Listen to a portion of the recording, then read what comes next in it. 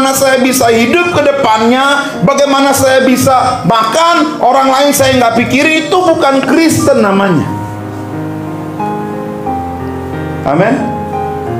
Kalau engkau berkata engkau Kristen, engkau harus belajar fondasi hidup yang benar, sebagaimana Yesus telah mengajarkan kepada kita.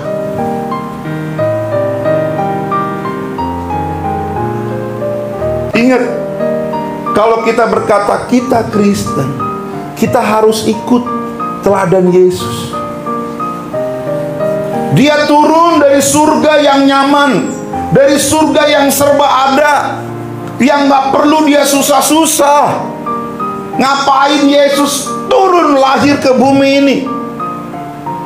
Dia mau ngajarkan sama kita. Dia mau kasih tahu, ini loh fondasi hidup yang benar. Ini dasar hidup orang Kristen tuh seperti ini. Ada 3 fondasi, ada 3 dasar kehidupan orang Kristen yang mau saya bagikan. Kita mau sama-sama belajar juga. Kita buka firman Tuhan, 1 Korintus 13 ayat 13. Nanti Bapak Ibu Saudara bisa baca di rumah dari ayat 1 sampai dengan 13. Ini bicara tentang kasih.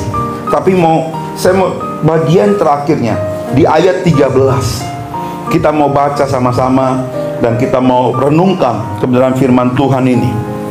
Ya. 1 Korintus 13 ayat 13, kita baca bersama-sama. 1, 2, ya. Demikianlah tinggal ketiga hal ini, yaitu iman, pengharapan, dan kasih. Dan yang paling besar diantaranya ialah kasih. Iman, lalu pengharapan, lalu kasih. Bicara tentang 3 dasar kehidupan dalam kekristenan. Yang pertama adalah tentang iman. Hal yang perlu dimiliki agar hidup kita kuat sehingga siap dalam segala hal adalah iman. Dasarnya iman. Kalau kita bangun rumah, fondasinya nggak kuat, dasarnya nggak kuat, settingannya cuma untuk 1 lantai, tapi kita bangun 3 lantai, itu roboh. Iman itu dasarnya. Kalau iman kita kuat, kita akan mampu menghadapi segala situasi dalam kehidupan kita. Orang yang tadi saya katakan, orang yang bunuh diri, membunuh orang lain, itu dasarnya nggak kuat. Apa? Iman. Ibrani 11 ayat 1 kan berkata, iman adalah dasar. Kalau imanmu bobrok, imanmu nggak kuat, percayalah, engkau akan jual Tuhan demi engkau bisa hidup. Engkau akan jual Tuhan demi apa? Demi engkau punya jodoh. Engkau akan jual Tuhan demi apa? Supaya engkau bisa bekerja. Engkau jual Tuhan supaya tetangga kanan kirimu tidak mencemooh dirimu. Tapi bilang saya Kristen, Pak, baru dicemooh. Bilang ya orang Kristen, masuk imannya goyang, lututnya gemeteran. Yesus aja sampai mati di atas kayu salib gak nyerah. Dan dia gak bilang sama bapaknya, Bapak, kayaknya udah gak kuat, balik aja boleh gak? Enggak. Kenapa? Dia punya dasar yang kuat.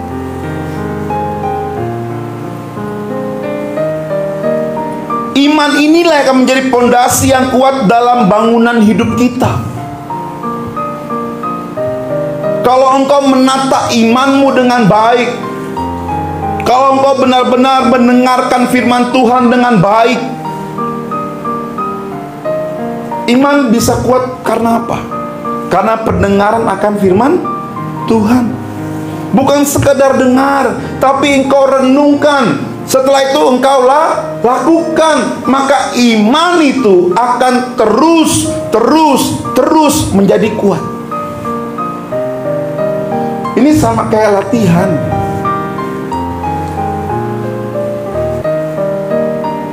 Waktu kita belum bisa baca, latihan membaca. Terus dilatih. Latihan berhitung. Dilatih dari hari ke hari. Akhirnya bisa. Dari 1 kata, 2 kata, 3 kata, akhirnya bisa baca 1 kalimat. Itu kan latihan. Bapak Ibu Saudara di sini enggak langsung bisa baca, enggak langsung bisa ngitung, enggak. Semuanya latihan. Kalau engkau mau bikin imanmu kuat, engkau harus latihan. Paksa dirimu baca Alkitab. Kalau engkau sudah malas baca Alkitab hari-hari ini, percayalah, imanmu, iman yang ketika kena angin akan gampang masuk angin.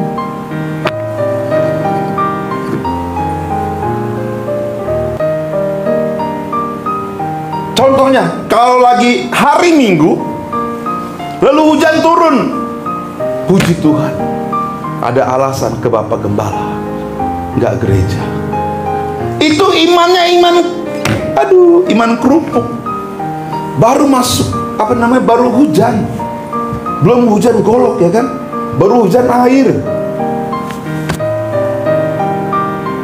Tapi kalau ketemu gebetannya, hujan badai akan kuterpa, engkau di seberang lautan akan kubuatkan sampan yang terkuat, supaya aku bisa menemui kekasih hatiku. Tapi ke gereja, hujan turun, langsung nyanyi, inilah yang kurenungkan setiap waktu. Hujan turun, ambil selimut lagi. Ya Bapak Gembala, Bapak Gembala mungkin sudah tahu keadaan alam hari ini. Hujan sudah turun, jadi mohon maaf tidak bisa ke gereja. Tapi engkau berkata, Bapak Gembala, iman saya kuat ini Bapak Gembala. Gimana mau iman kuat? Hujan turun aja nggak datang. Gimana engkau bisa berkata, ku mau cinta Yesus selamanya? Refnya apa? Ya Bapak, ngaku-ngaku lagi. Ini aku anakmu. Tuhan di surga bilang, hello.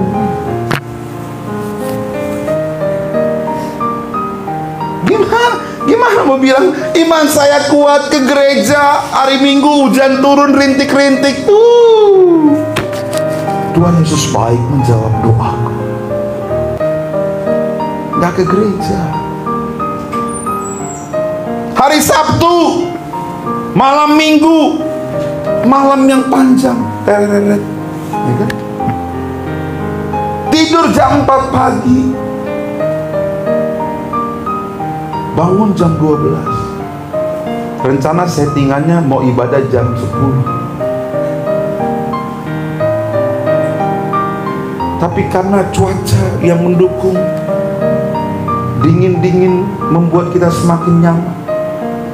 Bangun-bangun kaget jam 12. Ya ampun Tuhan Yesus, ya masih ada hari Minggu depan. Gak apa-apa. Kalau masih dikasih kesempatan hari Minggu depan, iman bicara tentang engkau mempergunakan setiap kesempatan yang ada untuk terus melatih dirimu membangun dasar yang kuat. Dalam segala situasi engkau terus membangun dirimu dengan baik.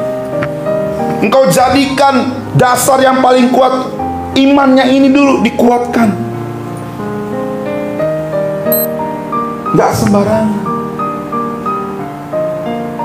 Bicara tentang iman, Ada seorang wanita yang sakit pendarahan 12 tahun.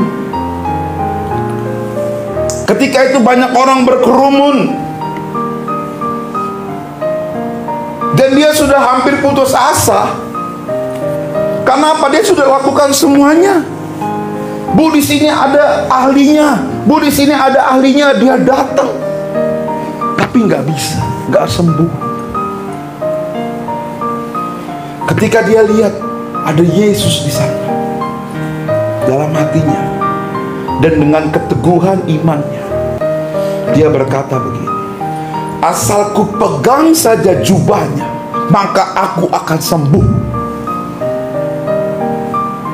Banyak jemaat kan sekarang begitu ya. Kalau nggak Bapak Gembala yang tumpang tangan, kayaknya gimana gitu.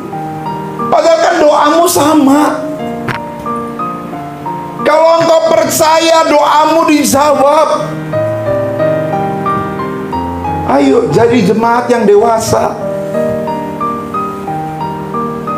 Perlu sih topangan Bapak Gembala.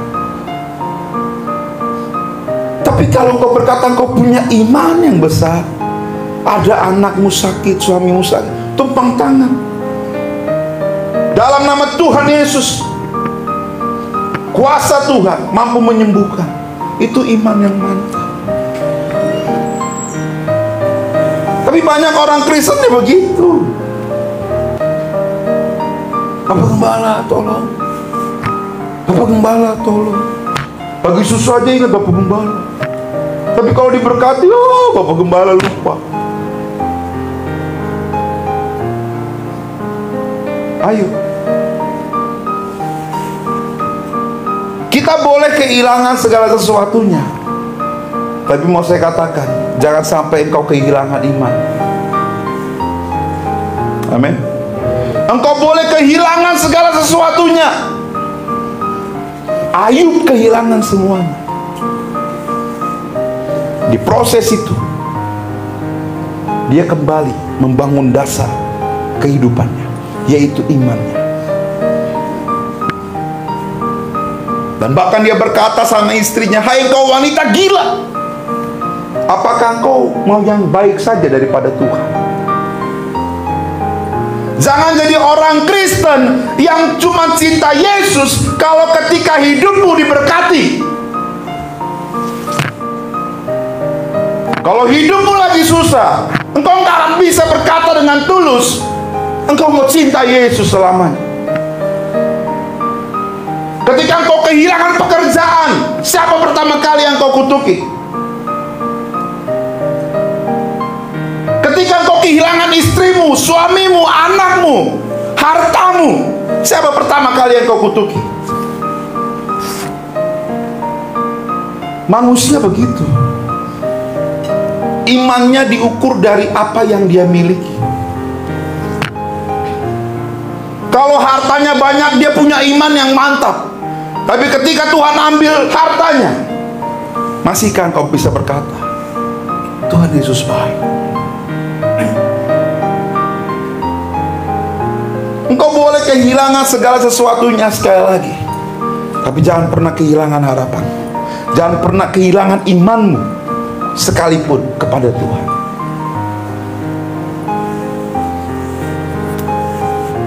Karena dengan imanmu engkau bisa dipulihkan. Karena dengan imanmu engkau bisa disembuhkan. Amin. Itu yang pertama, dasarnya dulu. Banyak baca Alkitab, renungkan siang dan malam, lakukan perintah-perintah Tuhan, maka imanmu akan terus semakin kuat. Ingat firman Tuhan berkata, hari-hari di depan kita adalah hari-hari yang semakin jahat.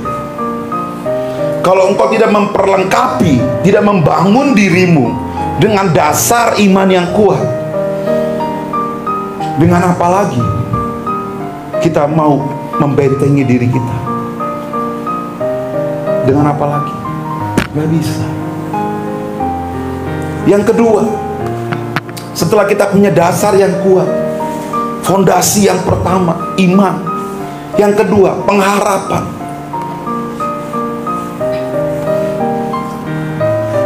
Ini hal yang paling sulit. Berharaplah hanya kepada Yesus.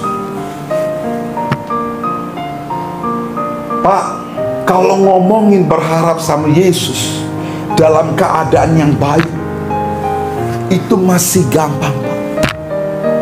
Tapi berharap sama Yesus ketika menantikan sesuatu yang sampai hari ini belum terjawab, Pak.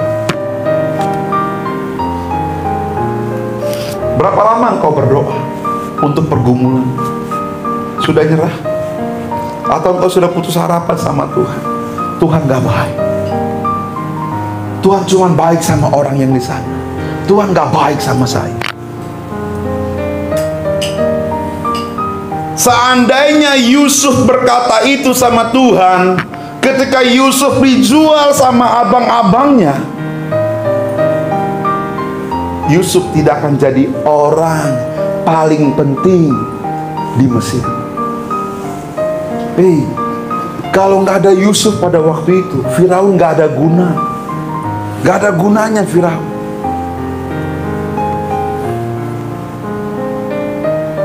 Firaun nggak bisa apa-apa tanpa Yusuf pada waktu itu.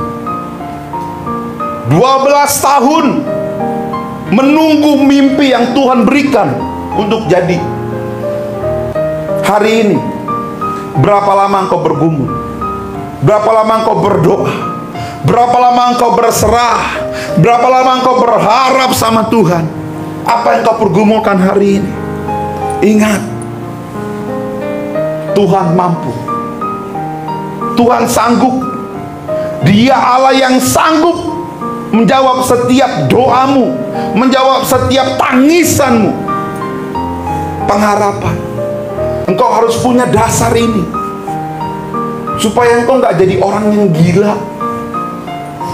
Hari-hari ini banyak orang yang akhirnya ngomong sama diri sendiri, ngomong sama tembok. Kenapa? Pengharapannya udah hilang.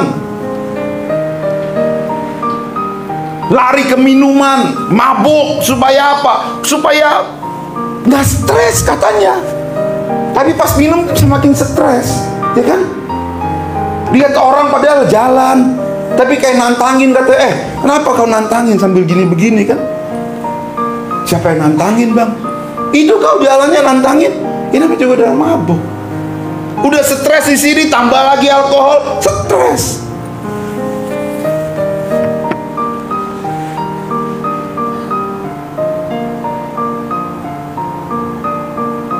Jangan ketika berpengharapan,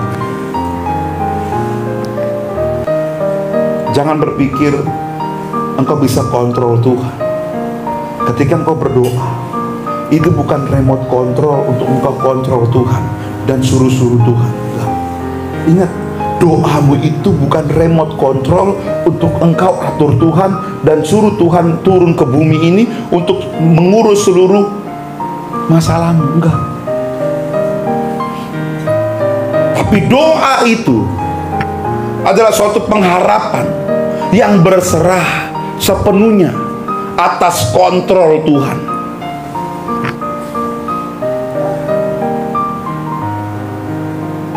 Ingat ya, ketika engkau berdoa, engkau bukan lagi seperti orang yang lagi main game, ada konsolnya, ada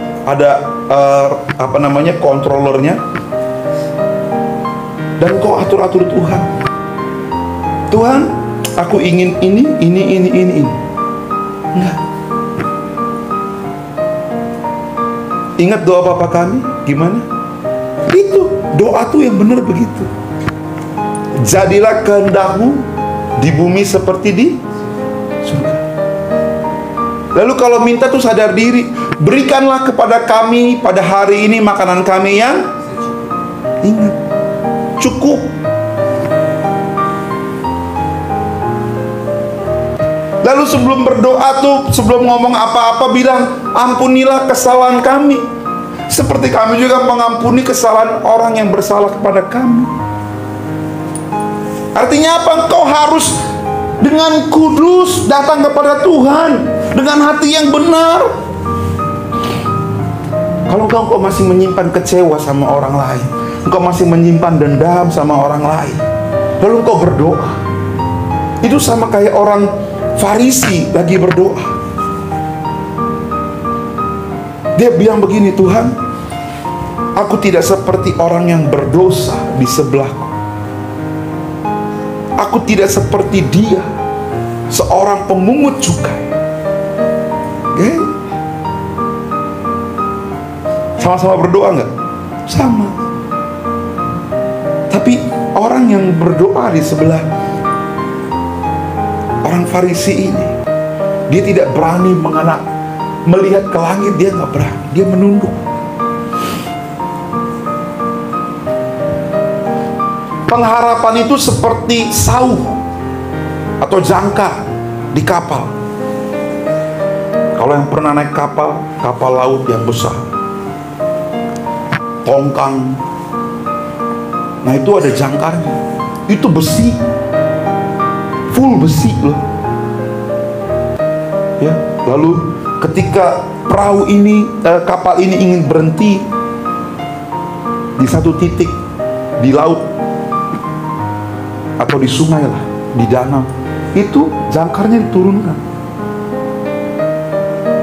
dan jangkar itu jatuh tepat di dasar air. Ketika gelombang datang, itu kapal nggak kemana-mana. Karena apa? Engkau punya pengharapan yang kau tancapkan dengan kuat kepada Tuhan, sehingga gelombang datang, angin ribut datang, masalah, tantangan, engkau tetap ada di satu tempat, di titik yang sama. Engkau nggak kemana-mana. Ibrani 6 ayat 19 berkata, pengharapan itu adalah sauh yang kuat dan aman bagi jiwa kita, yang telah dilabuhkan sampai ke belakang tabir.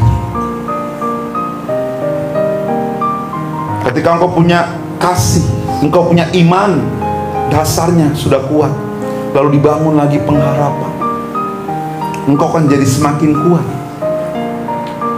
Dan dasar yang ketiga, kasih.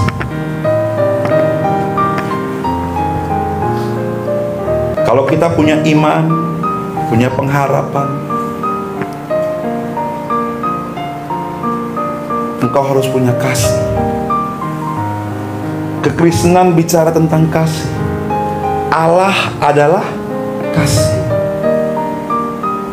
Kalau engkau beriman kepada Allah, kalau engkau berpengharapan kepada Allah, engkau pasti mengasihi Allah. Dan ketika engkau mengasihi Allah, engkau pasti mengasihi sesamamu manusia.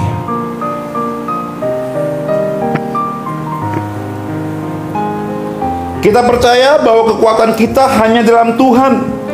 Kasih yang bisa membuat kita kuat dalam menghadapi segala sesuatu. Kasih jugalah yang bisa membuat kita jadi berkat untuk orang lain.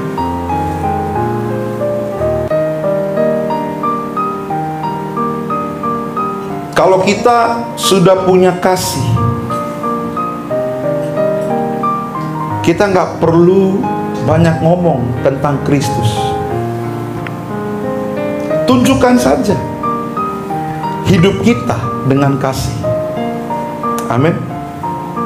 Kekristenan itu bicara tentang bagaimana kita menjalani hidup kita sehari-hari.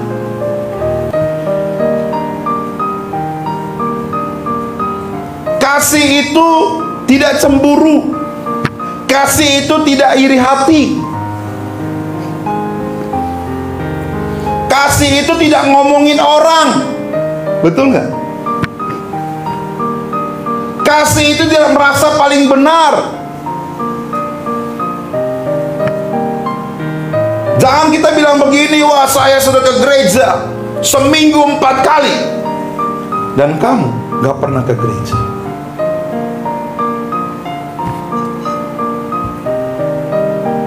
Kamu nggak benar orang. Itu orang datang ke gereja nggak?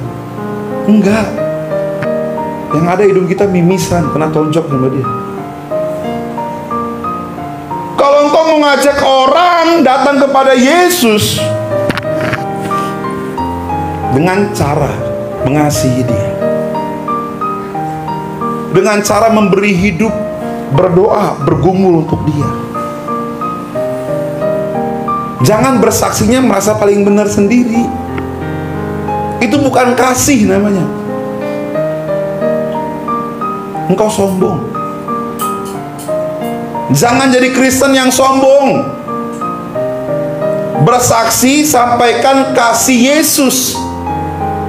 Jangan ceritakan, kalau saya nih ya Bu ya, saya nih Bu, saya bukannya sombong nih Bu ya, tapi saya mau bilang, saya ke gereja tuh seminggu 5 kali.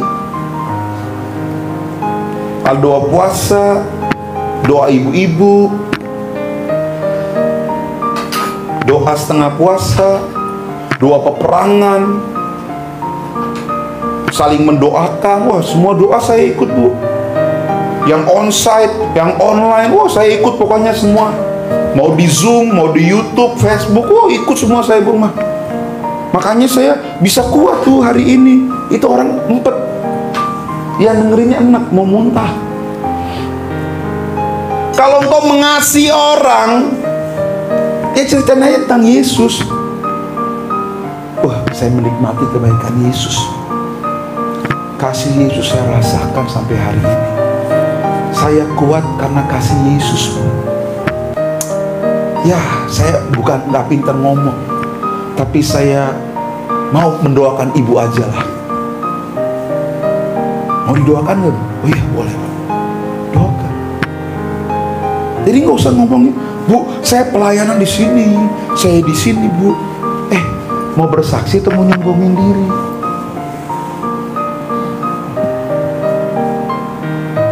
Kalau engkau punya kasih, sampaikan tentang Yesus saja. Allah adalah kasih. Kalau kita benar-benar mencintai Allah, kita juga mencintai sesama kita manusia. 1 Yohanes 4 ayat 16, kita telah mengenal dan percaya akan kasih Allah kepada kita. Allah adalah kasih, dan barang siapa tetap berada di dalam kasih, ia tetap berada di dalam Allah, dan Allah di dalam dia. Dan barang siapa tetap berada di dalam kasih, ia tetap berada di dalam Allah, dan Allah di dalam dia. Jadi dasarnya harus kasih. Kalau engkau mau kuat, supaya engkau bisa hidup di dalam Tuhan, dan Tuhan ada di dalam kita.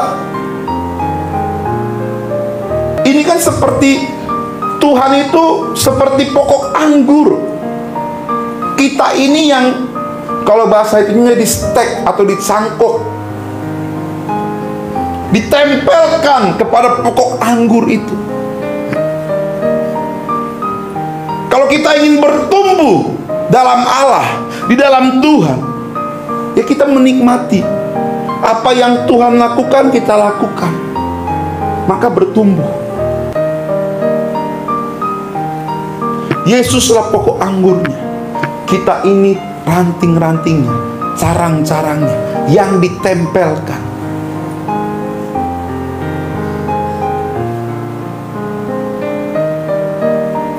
Ayat terakhir, 1 Yohanes 4, 18, 19. Kalau kita punya kasih, kita bisa kuat dalam menghadapi segala sesuatu.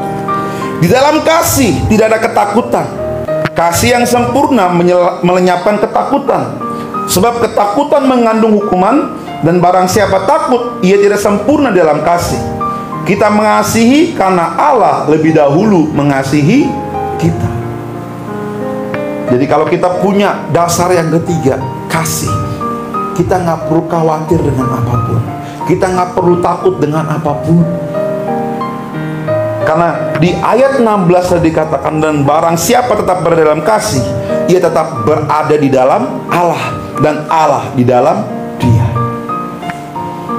Jadi biar ketiga hal ini Ketiga dasar ini tetap ada dalam kehidupan kita. Dasarnya iman, pengharapan, lalu yang paling besar adalah kasih. Karena itu yang kelihatan, yang dilihat orang. Iman dan pengharapanmu itu yang hanya engkau bisa rasakan. Itu hubungannya sama Tuhan. Tapi kalau tentang kasih, ini hubungannya kepada Tuhan dan kepada sesama manusia.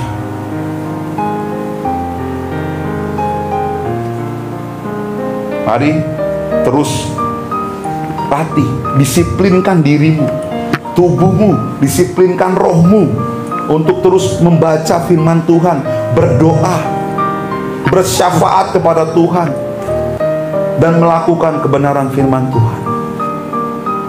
Tuhan Yesus memberkati kita semua.